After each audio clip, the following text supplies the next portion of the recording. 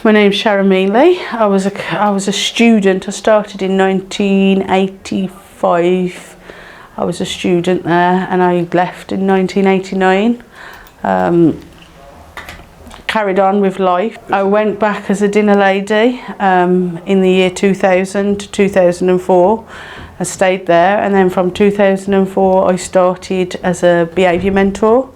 I was a one-on-one behaviour mentor with a student full-time. After that student left, I then went on to a learning support unit, worked there, worked through, continued, and obviously moved over here in 2012. I then became an internal exclusion manager, worked through that for a few years, and then obviously onto our alternative provision that is supporting students from being permanently excluded from mainstream, hopefully giving them the chance to make it, to turn themselves around and make the right behaviour choices. We have got a lot of data that has proved to be successful with us within our alternative provision setting. That's brilliant. So let's go all the way back as a student. When you were a student, yeah. Just sort of, what are your sort of overriding memories of Parkfield, good, bad and indifferent? I enjoyed my time at Parkfields, a lot different to nowadays. Got some favourite teachers that stand out, rest in peace, they're not here with us now. But no, I enjoyed a lot of my time. I wasn't on the good side, but I had my moments like any other student, but obviously turned myself around. So I guess that can give you empathy with the students you work with now. 100%, yeah. 100%. What about any particular teachers that you remember? We had Mr. Jordan, who was my geography teacher, obviously not with us. I had Miss Monroe as my science teacher. Not heard anything regarding her, whether she's still here or not. Did any of them have a particular influence on you, do you think? Mr. Jordan, he's just his character. I worked here with him as well. So to see him as my teacher, to turn it around to see that I've worked alongside him as a colleague, and he always said I had a bit of character about myself. And no, nothing influential, just his belief in, like, oh my God, you were a student, how he saw me as a student, to see me in my position the way I am now. Slightly, sorry about that. No, that's fine. So I know that's fine. I mean, that's quite a unique thing to happen, isn't it? Is to work alongside some of the people you were at school with, teacher-wise. What about, were you there when the building work took place? At Parkfields? No, I'm not that old. Okay. No, I don't mean when it was first built, because it was... No, because something happened with it being unsafe or something, and they got moved to the manor. I know around about that, because obviously there's a Parkfield High School Memories webpage.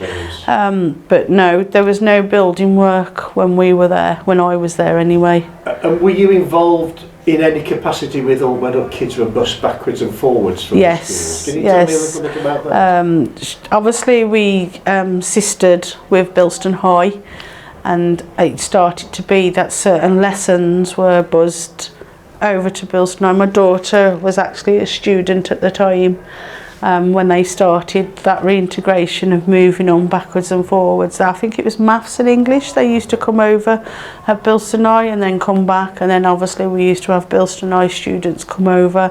So that was nice to see. We expected it to be divided, but it didn't. They all came, interacted, and they all became different friends from different backgrounds, and which was nice. The period, because you must have been just starting in your dinner lady role when they were thinking of closing the school, weren't you? No, it was 2000 to 2005. Right. Because I gave them exactly 5 years, and I always said when I walked in, I'll give you 5 years. And here's a joke, but I did. It was exactly to the date. It was the 24th of January 2000, and I left my dinner lady role 24th of January 2005. It's just mad how it is exact dates. So how do you think, because you said earlier that it was a lot different then. Obviously you work here now, and how do you think school is different? How do you think the students are different to when you were at school in the 80s? Back in the 80s it was a uniform, but not a uniform as such, where everybody looks now precise, precious with their uniform, and back then it was, oh, you can have a white polo shirt. If you've got a tie on, you've got a tie on. If you haven't, it was no preference to ties. It was uniform, no preference to outdoor clothing. I don't know, it's hard to explain. Expectations were a lot stricter now to what they were back then.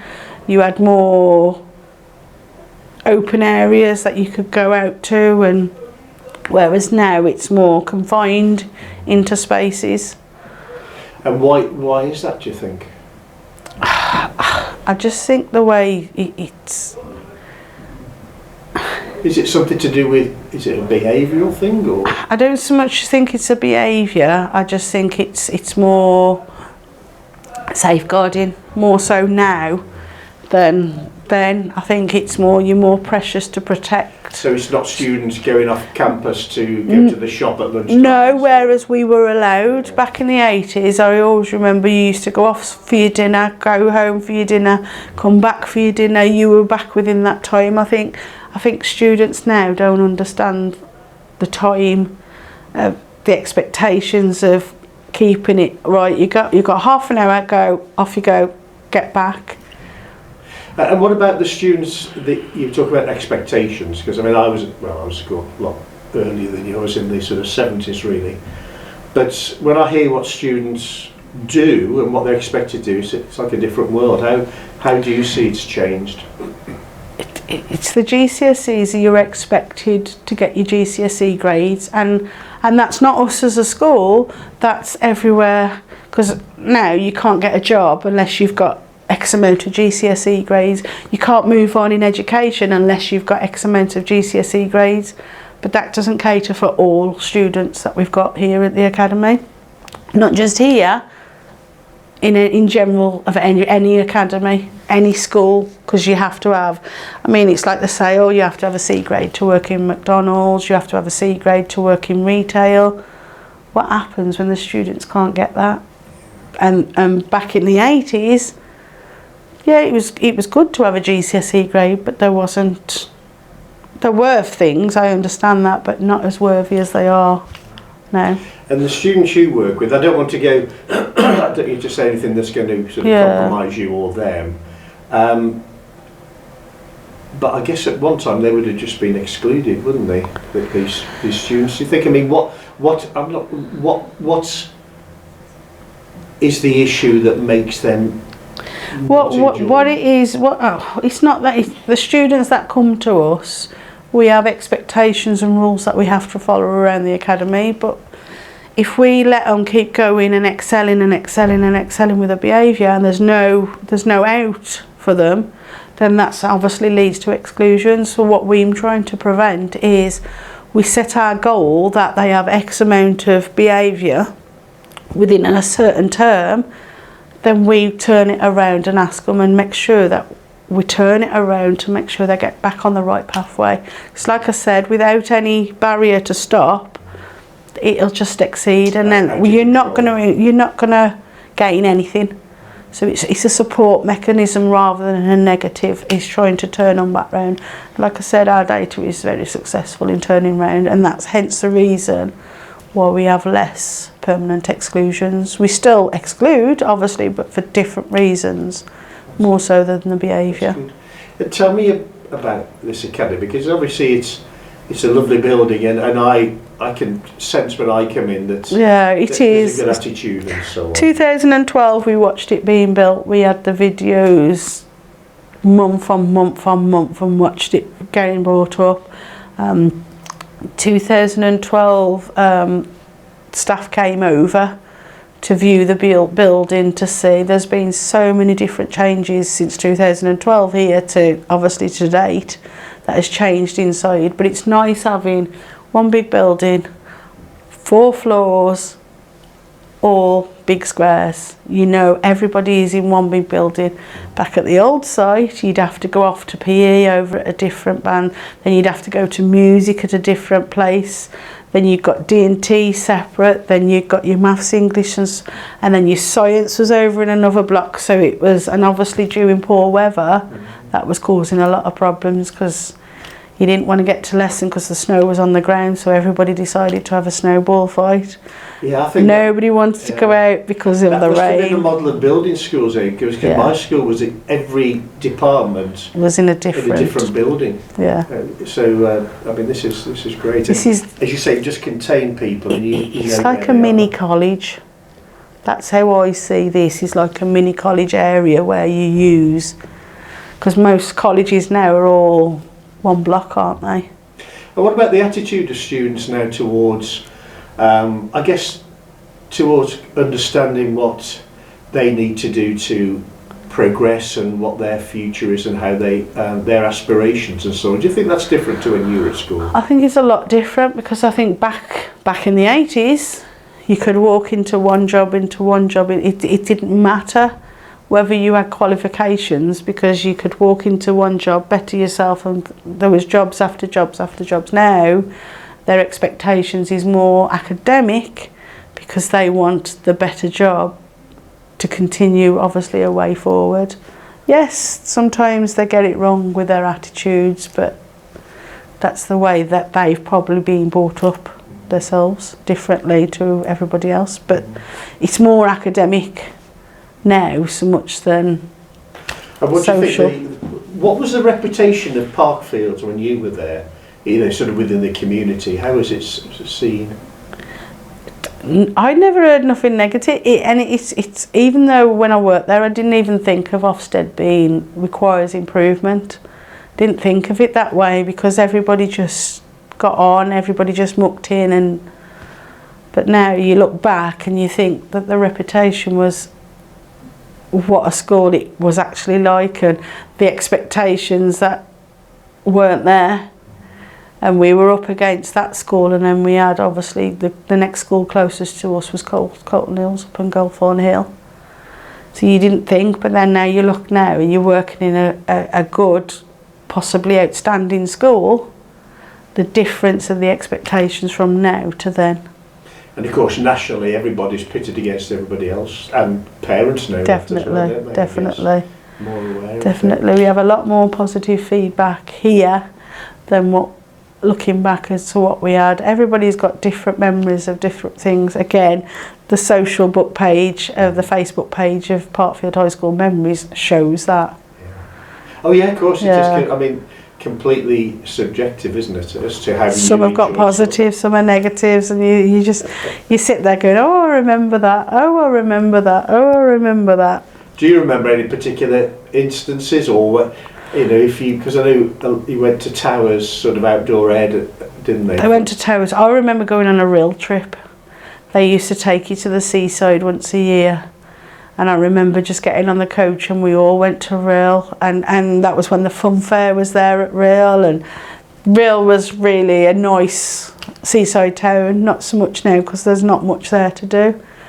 But it's just mad, and now you wouldn't dream of just getting on a coach and being allowed to wander off. Now I think they do go to seaside town still. We have a lot of activities where by year 7 you're expected that you'll reach this goal. Year 8 they're all around the academy telling you each year group should be ticking all these boxes by the time they go. So the students know what they're expected to achieve. Yes, they're all placed around the academy. So their achievements is like year 7, I think, is they go to a museum, they go to a castle, they go, and then in year 8 is so on and so on. It just tells you different places where they can go and what they're expected. Because you can ask some students now, well, what seaside town have you? I've not been to the seaside. So we try and socially tick those boxes for them to succeed with them and to support them. And that's interesting in this day and age, isn't it? That's still the case. I guess that tells you something about the area. It's still quite a depressed area, isn't it, in terms, sort of economically. Yeah, and I think sometimes it's like families wanted the outdoor, they wanted to get out, they wanted to take families out for days out, and the cost of living has played a massive part, but I think as well priorities have played a massive part. whereas my parents would put day trips, clothes, everything forward first, whereas I think some kids would go, oh yeah, I've had McDonald's for my dinner, and I'll be like, that's a luxury, not a priority, whereas that £10 for that meal could go to somewhere else. Yeah, I think you're right. I never thought about it really until I went into working in the dinner area, and it was the response and the respect that I was getting from the children.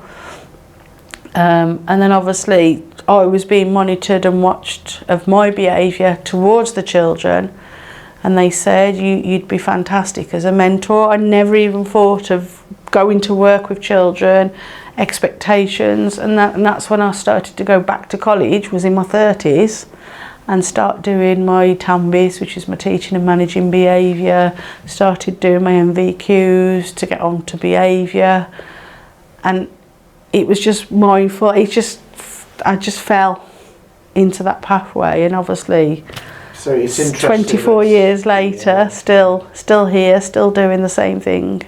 So it's interesting that somebody else sort of highlighted that for you. Yes. Which is good, which I guess that happens now with teachers and students. Oh God, here, yes, maybe, doesn't it, 100%, also now? 100%. And then obviously people work towards their passion with their qualifications as well. That's interesting you say that, the passion, and that was nothing ever that anybody ever said to me, you know, what is your passion? Yeah. Just like, do you want to be a teacher? No, okay. Yeah, no, I was never asked to be a teacher. I don't think I'd go as far as being a teacher. I'd stick at non-teaching, and then obviously just continue to do the best I can with the students that we have, and the students that will continue to follow through until my time. I don't know when that'll be.